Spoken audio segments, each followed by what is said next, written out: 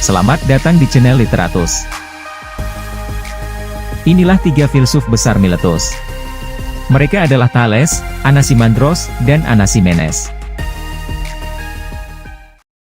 Bangsa Yunani, sesungguhnya bangsa yang sudah lama mengenal ilmu pengetahuan, terutama sekali filsafat. Jauh sebelum nama Sokrates, Plato, dan Aristoteles dikenal luas oleh dunia, Yunani sudah memiliki filsuf-filsuf besar.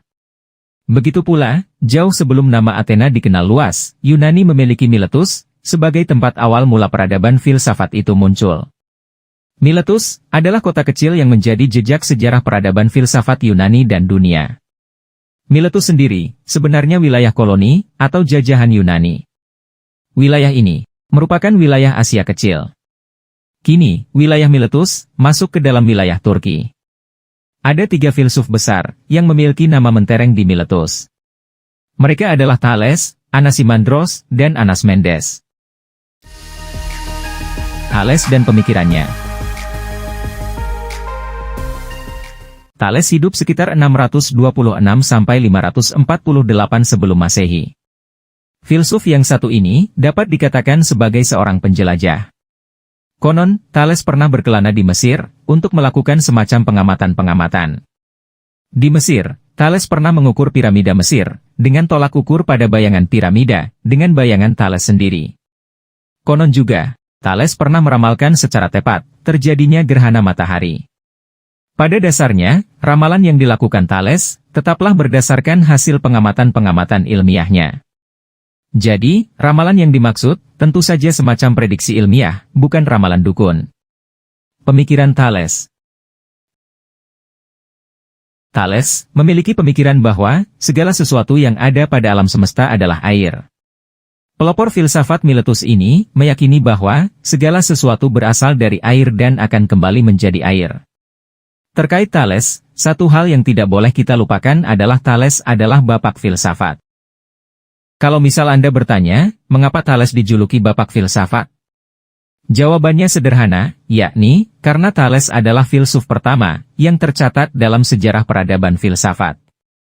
Memang, banyak sekali di antara kita yang menganggap Sokrates sebagai bapak filsafat, padahal, nyatanya, Sokrates adalah filsuf pelopor berpikir rasional.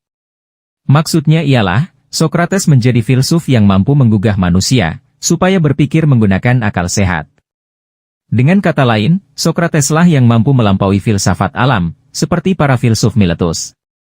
Namun, meski Sokrates sehebat itu, tetapi tidak menutup fakta bahwa Thaleslah filsuf pencetus filsafat.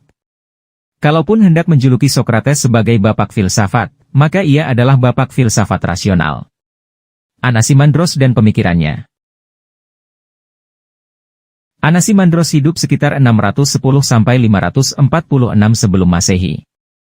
Ada yang mengatakan, Anaximandros adalah murid Thales. Ada pula yang mengatakan, Anaximandros adalah teman seangkatan Thales. Satu hal yang pasti bahwa, Anaximandros juga membicarakan sumber atau penyebab adanya segala sesuatu di alam semesta. Kalau Thales mengatakan air sebagai sumber atau penyebab kehidupan semesta, maka Anaximandros berkeyakinan bahwa, alam semesta adalah sesuatu yang tak terbatas. Filsuf ini beranggapan bahwa, dunia yang kita hidupi, atau dunia manusia, hanyalah salah satu dari banyak dunia, yang muncul dari sesuatu yang ia sebut tak terbatas. Anaximandros juga beranggapan bahwa sumber dari segala yang tercipta di alam semesta, adalah yang tak terbatas tersebut. Lalu, apa yang ia maksud yang tak terbatas itu? Anaximandros berpandangan bahwa, zat yang merupakan sumber segala benda, pastilah sesuatu yang berbeda dari benda-benda yang diciptakannya. Menurut filsuf ini, segala ciptaan pastilah terbatas. Akan tetapi, segala sesuatu yang muncul sebelum dan setelah benda ciptaan tersebut, pastilah sesuatu yang tak terbatas. Konsep tak terbatas Anaximandros bukanlah bertuju pada Tuhan atau Sang Pencipta, sebagaimana menurut keyakinan agama-agama.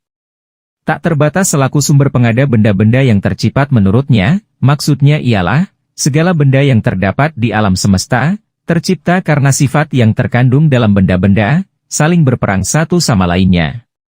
Maka dari itu, ia berpandangan bahwa, setiap benda mengandung zat lain, yang bukan ciri khasnya. Misalkan, air hujan berasal dari gumpalan awan yang mencair. Awan dihasilkan dari penguapan air akibat panas matahari. Uapan air yang menggumpal menjadi awan, sebenarnya terbentuk oleh udara.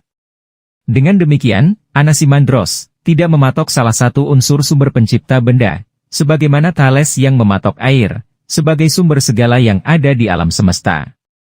Filsuf ini lebih menegaskan keterkaitan antara unsur-unsur pembentuk benda, seperti air, udara, uap, dan lainnya. Anaximenes dan pemikirannya. Anaximenes diperkirakan hidup pada 570–526 sebelum Masehi. Filsuf ini dapat dipastikan sebagai murid Thales. Namun, meski ia murid Thales, pemikiran mereka tidak sama. Kalau Thales berpandangan bahwa air sebagai sumber segala sesuatu di alam semesta, maka Anaximenes beranggapan udara yang menjadi sumber atau penyebab dari segala sesuatu di alam semesta. Anaximenes memperdalam sekaligus mengkritik pandangan gurunya dengan mengatakan, air yang dianggap sumber kehidupan oleh Thales, sebenarnya udara yang dipadatkan. Jadi, menurut Anaximenes, semuanya terbentuk oleh udara. Menurut murid Thales ini, asal-usul air, tanah, dan api adalah udara. Pada pokoknya, Anaximenes beranggapan bahwa yang menciptakan kehidupan di alam semesta adalah tanah, air, api, dan udara. Tetapi, sumber dari semuanya tetaplah udara. Beberapa catatan. Pertama, ketiga pemikir Miletus di atas sama-sama memiliki anggapan bahwa di alam semesta ini tidak ada yang tercipta dari ketiadaan. Semua hal yang ada pada alam semesta memiliki unsur yang menjadi sumber kehidupan, seperti air, tanah, api, dan udara. Kedua, ketiga filsuf Miletus sama-sama masuk ke dalam kategori filsafat alam. Alasannya ialah karena pemikiran mereka ditentukan oleh alam sekitar mereka. Ketiga, para filsuf Miletus belum mampu berpikir lebih jauh tentang apa sebenarnya yang menciptakan unsur-unsur yang mereka anggap sebagai sumber kehidupan pada semesta.